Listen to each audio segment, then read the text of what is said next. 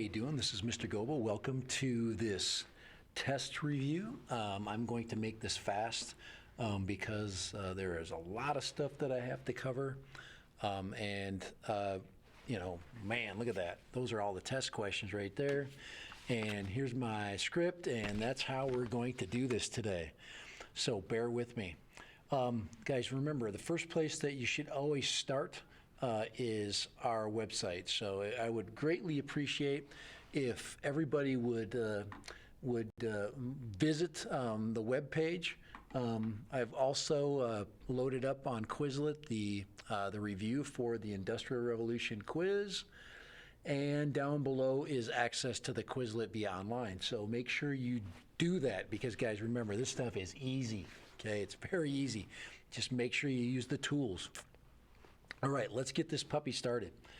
Guys, if you remember, this packet is where it all begins. And it's important that you utilize the packet. And when you do take the test, think about it in an order and the order it happens, because it makes it much easier. Remember, we covered many vocabulary terms. These terms are going to be covered on the test. They will be covered on the test. Go through the Quizlet. It will validate that idea. So, for example, if you look through the Quizlet, J.D. Rockefeller, J.P. Morgan, you got to know those people, okay? Andrew Carnegie, capitalism. We've got to know those terms and understand them. I suggested that you could use the learn function. Learn is always good. Learn allows you to use a combination of flashcards and quiz questions, so check that out. All right, so go there. But flashcards, and of course you want to see the definitions and the photos that are connected to them. So guys, without further ado, let's go ahead and get started. Okay, so the first section that we covered was setting the stage, and it looked at the factors, the 7 factors of industrial growth. So we're looking at things that basically help for industrialization to happen. So I got a list of these things, and they are test questions on those. So let's go down through the list. Now, these are concerning that section. So now they aren't in any necessary order. I just had to get them out as the best I could. So here we go. Quiz question. One of the quiz questions I'm talking about looked at what is needed for an industrial revolution. What are those seeds of industry? What kinds of things make industrialization happen? So let's go ahead. Probably the most important thing are those resources that are required. So this is a list of resources, and you need to pick out which of the resources are most important. So make sure you take into consideration those things, those specific things. Things like the need of a finance system, money, natural resources like coal, timber, mineral resources, a workforce, and of course you have to have inventive people. So I'm going to put this one aside. So as we go through, I'm eliminating those. So take into consideration what I'm saying, because everyone's a test question. It's not a secret. The next one talks about the government system that was put into place to allow for industrialization to happen. The economic system that we talked about was the economic system called capitalism. So capitalism, all right. Capitalism is the free market, market forces driving production. And of course, the customer, the consumer. Another item we talked about that made a business flourish or helped business flourish was this idea of just freedom of thought, freedom of action. They call a laissez-faire type of system. Laissez-faire means that the government kept its hands off and businesses just pretty much did what they wanted. Good or bad? Up to you. The concept of the means of the government kept out of the way of business. Yeah, so that was laissez-faire. Oh, yes. So, of course, that's laissez-faire right there. Sorry. The other question that I mistaken, guys, that's why I paused there, was that the other force that was in play was that people were allowed to basically, just fail or thrive, depending on whether they had good luck or good ambition. But that's this idea of social Darwinism, that people could create, they could be lazy, they could be productive, but it was up to them as far as how hard they're willing to work. But the market forces would eventually determine whether their business would pan out. Businesses owned by stockholders and investors. We talked about this concept of corporations. Okay, I'll go ahead and hold that still.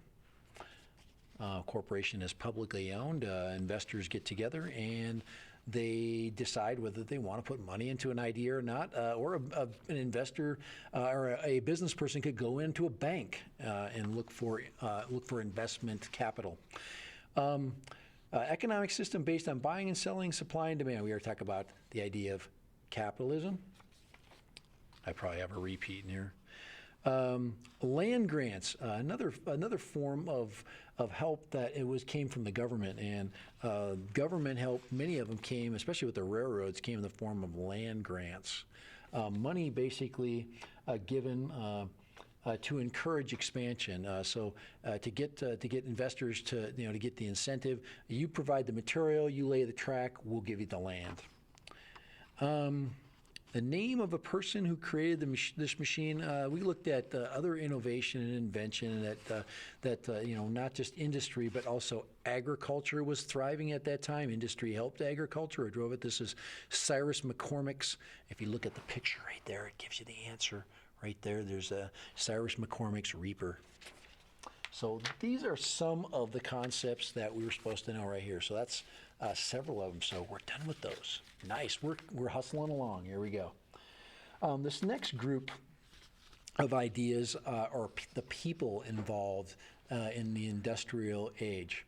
So people. It's important that Hey, Dick. Man, look at that. You got these things flying around in here. Oh man. That thing out. We're going to look next at people that took advantage of industrial opportunities. Some of these people represent each of the individual markets that would thrive during this time. The oil industry under John David Rockefeller. And of course, he was able to create a large monopoly of oil, given basically the advantage of a deal with Cornelius Vanderbilt's railroads. This industrialist was involved in the steel industry and later gave his fortune away as a philanthropist. Now, there's two steel industry folks. It's important that you remember them both. This one happens to be the philanthropist Andrew Carnegie. The other fat cat that we called, remember the fat cats? Okay. The other fat cat involved in the steel industry also, but originally started as a bank in his banking empire. Says this one created a railroad empire, though. So let's go to the one that's okay. So just to separate the steel magnates, this one created a financial empire and buying and selling of companies. He also purchased Carnegie Steel and renamed it U.S. Steel. And this guy is J.P. Morgan. One owner takes control over an industry. Example, Standard Oil controlled 90% of the oil industry at one time. That is called a monopoly. Okay, that doesn't look like the Monopoly guy, but that's what that is. And the final entrepreneur / industrialist that once was the richest man in the world, controlled 40% of all America's railroads at one time, our beginning entrepreneur, Cornelius Vanderbilt. All right. So those are our entrepreneurs that we focused on. So when we were covering a section called the Fat Cats, these, oops, all right, here we go, I got to go here. These individuals right here, were the folks that we talked about, Cornelius Vanderbilt. Let's go ahead and put him up there. John David Rockefeller, oil, Andrew Carnegie, steel, and the Bessemer process, James J. Hill, and J.P. Morgan. Those were on that list. We did not cover the exploits of Gerald. We did not cover the exploits of Henry Ford, Gerald Ford, President of the United States. So this section here would be very helpful, talking about Cyrus McCormick, talking about having a monopoly and labor-saving devices, technologies, those kinds of things. All right, so check that section out in your packet. All right, I'm going to move to for a little section on immigration now and organized labor. So I want to cover that really quick. One of the really important things was America had a ripe and eager labor force. Okay. Many of them came from other places. One of the places that these immigrants arrived in, Ellis Island in New York. So if you came in from the east, from Europe, you went through Ellis Island, and that's on the test. But I did not talk about Angel Island and San Francisco's connection, where the Chinese and Japanese and Russian immigrants came through via the West Coast. The other idea that came up when it came to immigration was this idea of a melting pot. Okay. A melting pot is the idea that as we become more diverse, we become better. Americans come from all places, and they come together and they create what we call America. So let's go ahead and look at some industrial workers there behind me, slaving over the machines. Here's kind of a fun picture. I'm throw that up in the background right there. There we go. There's our skyline with these massive factories. Just think of the amount of manual labor that went on in those. Most immigrants in the late 1800s came from what part of Europe? So this map right here is pretty self-explanatory. There is a color version on your test, and as you can see, the names are also written, and you just have to break down which names occur the most frequently. And that one's pretty simple. I'm not even going to give you the answer. You can figure that one out. The other idea that really kind of was driven home in America at this time was this idea that if you were first here, you had some kind of special privilege in it. And of course, people that are here and well established tend to look at people coming in later, or people coming in after them, as being, hey, you got to go, kind of hazing. You have to go through what I went through. We call that idea nativism. And America is, its citizenship is made of many, many different people, Eastern and Western Europe, Eastern Asia, places like China and Russia. We've got lots of immigrants, mostly during this time, especially in the 1880s, 1870s, mostly German and Swedes, as well as Irish. All right, this next section, as an industry moved along, it barreled along. I'm going to go back and put up this picture again. And working conditions started to become a critical issue in American society. And when we go into Unit 2, we're going to talk a lot about that. But when we talked about working conditions, there were conditions that were conducive to very difficult circumstances. So, a picture like this explains the situation in America at that time. Was it dark, enjoyable, high-paying, and low-skilled? Dangerous, friendly, more skilled, less skilled, high-paying, long hours? Harsh, dangerous, long hours, and low pay? What do you think? I'm not giving you that answer. We went over 3 concepts, and I have all 3 of those. And those 3 concepts had to do with labor and negotiations. And remember, anything revolving labor, we were talking about at that point this idea of unions. Unions were groups of workers that got together with similar issues, ideas, and or complaints, and they wanted to use their collective bargaining power together to try to create some change in the places they worked. These are some different ways collective bargaining can work. We talked about 3. One was a settlement technique in which a neutral party meets with each side to help find a solution that both will accept. We talked about that one, and that one, remember, was mediation, where, you can listen to my suggestions, but you don't have to. The next level, judicial order forcing a person or a group from doing something. And that's where when you get into judicial orders, you get into things called injunctions. An injunction is a legal binding decision, and you must do it, or you go to jail, or there are other civil penalties, including not including just incarceration, but also fines. You can lose privileges, those kinds of things. A third party resolves conflict by offering a solution, but you both sign an agreement to. That is called an arbitration. And arbitration is very common. Many people, instead of going to find a lawyer, they just get an arbitrator. You do not have to have a legal background to become an arbitrator, but it does help. All right, next section.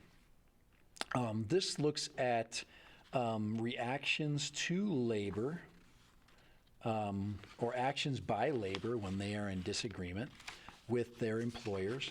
One would be let me go through this here. One reaction is a strike, okay? And a strike basically is when people basically a strike is when you basically work at a business, you decide to not go to work, or you pick it outside of it. A general strike usually is a work stoppage. Another form is a boycott, okay? Oh, look at that one. It looks like it's empty. Look at that. It looks like there's a hole there. That's what happens when you write yellow over a green screen. But you see that one that's missing? You see where I can see through you right there? You can see that? You can't even see me. Boycott, okay? Don't go there. Boycott it. Many businesses, to deal with labor issues, when workers are off the job, would hire replacement workers right there, which are called scabs. Okay, don't pick them. Also, another way of dealing with troubling employees is to just not hire them. And that would be considered something called a blacklist. All right. Okay, last group of words. This is it, guys. This is it. This is everything. This is the whole ball of wax. Now, these are what happened. These are government interventions, things that I think I did talk about one government intervention where government gets involved. These are all concepts that either aid in the Industrial Revolution or make it advantageous to business, and or are reactions of the Industrial Revolution by industrialists. So I'm going to save these two for last. But I'm going to talk about 2 concepts really quick. One is a protective tariff. Tariffs are protections from foreign investment or foreign competition by taxing foreign companies or governments from doing business with a specific government. So if we don't want China to take advantage of us, we might create a tariff, which is a tax on Chinese goods coming in. Well, they could do the same thing back, remember? One actually talks about the protection of ideas and or invention, i.e. that thing right there, okay? So if I invent something cool that flies over my head, I could do something like get a patent to protect that idea. So anyway, that was a screw up. The last 2 concepts were some ideas that came out of the wealth and prosperity that many entrepreneurs gain. It is not something that is not practiced, but it is practiced frequently today. And we look at these people, we look at them hopefully with reverence, because to write the Gospel of Wealth, Andrew Carnegie created his own model of what you do, when after you've lived a life of luxury and you're able to get everything out of the American dream. So Andrew Carnegie, after he sold Carnegie Steel for $100 million, he gave it all away. Why? because that's what he felt was the right thing to do. Bill and Melinda Gates today give away millions, hundreds of millions of dollars in aid to people through their foundation. It is a philanthropical foundation. And that is the next word right here. Engaging in the practice of philanthropy. There's another comic with Andrew Carnegie on it, probably, I guess, a champion, if you want to look at it that way. But guys, those are all my terms. They're done. That is the test. That is completely done. All 30 items have been taken into account. Now, remember, the men who built America help us define people like John Rockefeller, like Andrew Carnegie, like Cornelius Vanderbilt. There's nothing else in here that you have to worry about. Make sure that you've taken care of any other chapter work, that your packet is complete, because this thing is a lot of points, guys. So make sure this takes care of, this is about double of what this thing is worth. Double, half. So make sure you take care of them both. Guys, it's been awesome. I hope you liked my little, my fun little animation going on behind me. I hope it wasn't too annoying. And guys, remember, it's all small stuff. The test is easy. Guys, take care of those things that will make it easy for you. Go to the Quizlet, take care of the website, check out your vocab, and guys, good luck. You're going to do just great. And later, and bye.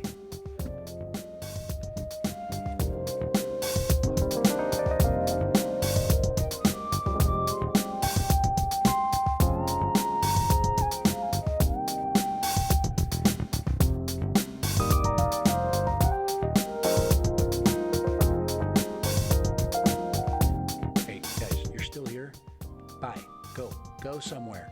Stop watching this video. It's over.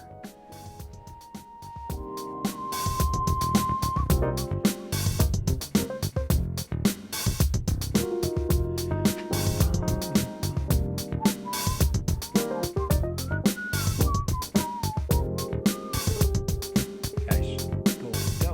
I'm done. The video's over. Go away. Go away. Guys, I'm on my phone. I'm ignoring you. Go. Good luck.